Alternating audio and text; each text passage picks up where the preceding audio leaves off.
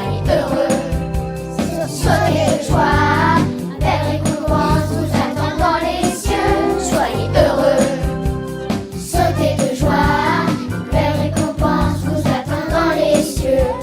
Matthieu 5, verset 12.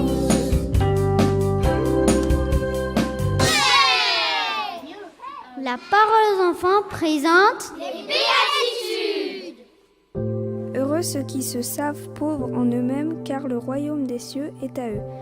Matthieu 5, verset 3.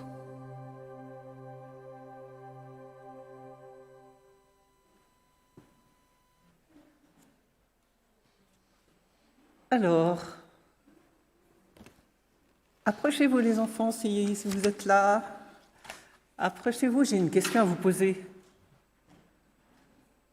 J'ai un problème. Venez vous mettre là devant, là, sur le banc devant. J'ai un petit problème. Je ne sais pas pour vous, mais moi j'ai un problème. Parce que j'ai lu le verset là, moi. Vous l'avez lu le verset? Heureux ceux qui savent qu'ils sont pauvres en eux-mêmes, car le royaume des cieux est à eux. Heureux, pauvres. Vous trouvez que ça va ensemble?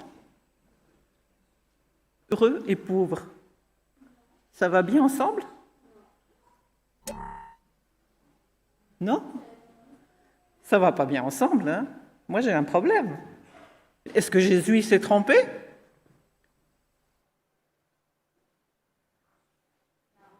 Non, Jésus ne s'est pas trompé. Est-ce que Jésus se trompe quelquefois? Non, non, Jésus ne se trompe pas. Alors, si Jésus ne se trompe pas, et si je trouve que ce verset il est vraiment bizarre, eh bien, je crois qu'il faut peut-être qu'on réfléchisse un peu. Qu'est-ce que ça peut bien vouloir dire? Alors, pour vous aider à réfléchir, moi, j'aimerais vous raconter une petite histoire. J'aime bien les histoires, et j'espère que vous aussi. Oui? Ça commence par « Il était une fois ». Tu aimes les histoires? Oui. Regardez ici, les enfants. Il était une fois, à la lisière de la forêt, un peu à l'écart, une petite plante, pas plus grande que la queue d'un chat. Tout autour d'elle, le sol était si froid, si dur, qu'elle ne grandissait presque pas.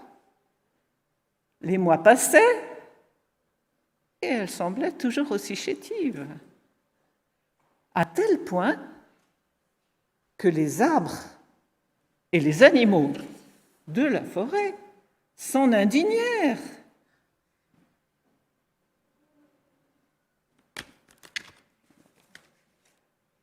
Grandis donc, fais-toi belle. La force de grandir est en toi. Il suffit de le vouloir. Il n'y a qu'à. Il n'y a qu'à le vouloir. Et tu y arriveras. Tu vas grandir. Exhorta le chêne, sûr de sa sagesse et de ses conseils. Alors, la petite plante essaya encore de trouver en elle cette énergie censée la faire grandir. Puis, ne voyant aucun résultat, elle baissa honteusement la tête, ce qui la fit paraître encore plus petite. Pourquoi ne veux-tu pas grandir? Jacassa la pie d'un ton sévère.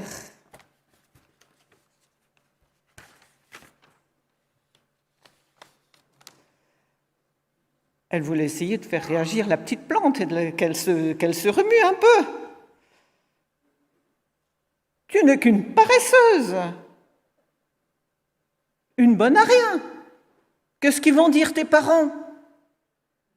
Quelle honte!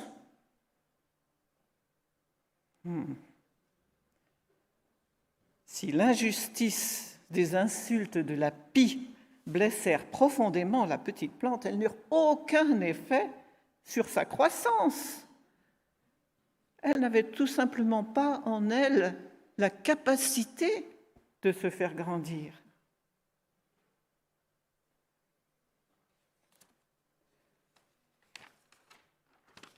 Un autre personnage intervient. Alors, qu'est-ce que tu attends? Tu vois bien que tout le monde te demande de grandir.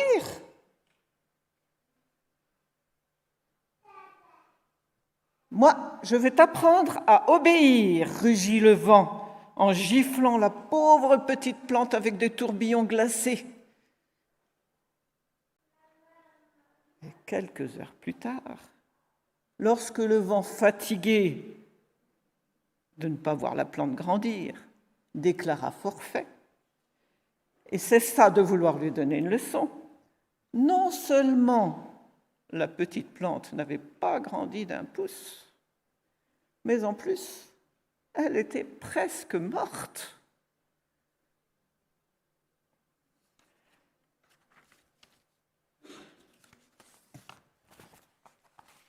Pauvre petite, dit le soleil gentiment. Ne t'inquiète plus, je suis là. Fais-moi confiance. Sois patiente et je te promets que tu vas grandir. Ce disant, il s'éclipsa derrière une bonne pluie tiède de printemps qui attira des dizaines de petits vers de terre qui labourèrent sans relâche au pied de la plante. Ensuite, d'un grand sourire, il écarta les nuages et réchauffa doucement la petite plante et la terre qui était autour. La chétive, mise en confiance, se détendit. Elle s'étira vers le soleil en lui confiant ses rêves. Et sous les caresses de sa lumière, elle commença à grandir et à grandir et à grandir sous les yeux étonnés des arbres et des animaux de la forêt. La petite plante étendit si bien les branches vers le ciel qu'elle devint bientôt un arbre majestueux, avec un feuillage abondant et des fleurs pleines de promesses de bons fruits.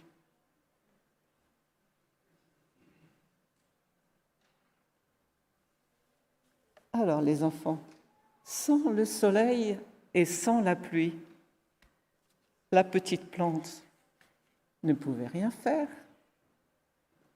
Elle ne pouvait pas grandir.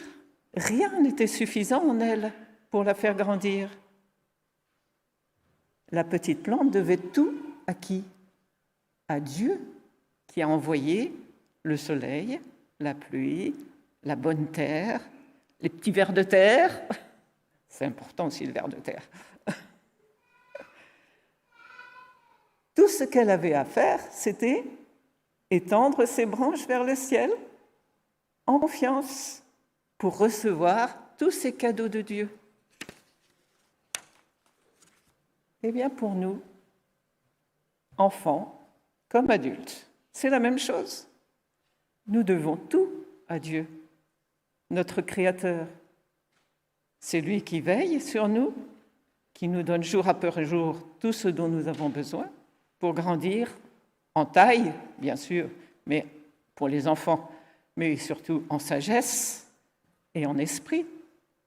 Il nous donne jour après jour tout ce dont nous avons besoin pour apprendre à mieux le connaître, à l'aimer et à nous aimer les uns les autres. Alors, oui,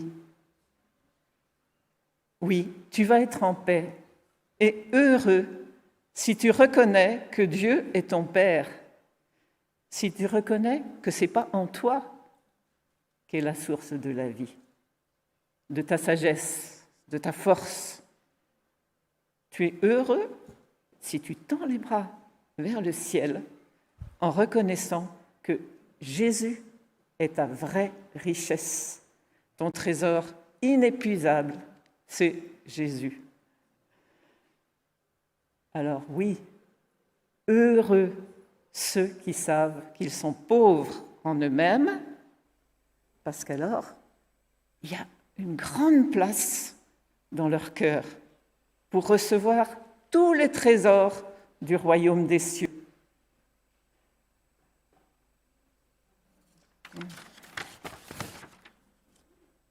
Vous l'avez compris?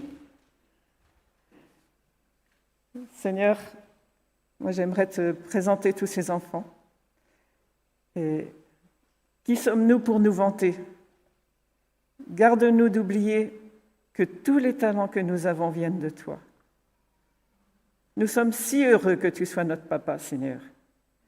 Merci, parce qu'en bon Père, tu nous donnes jour après jour tout ce dont nous avons besoin pour grandir en Jésus.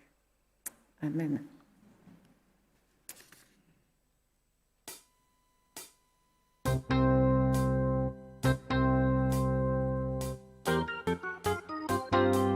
Soyez heureux, sautez de joie, un bel récompense vous attend dans les cieux. Soyez heureux, sautez de joie, une belle récompense vous attend dans les cieux.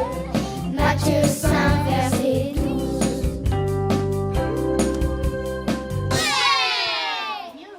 La parole aux enfants présente Les béatitudes.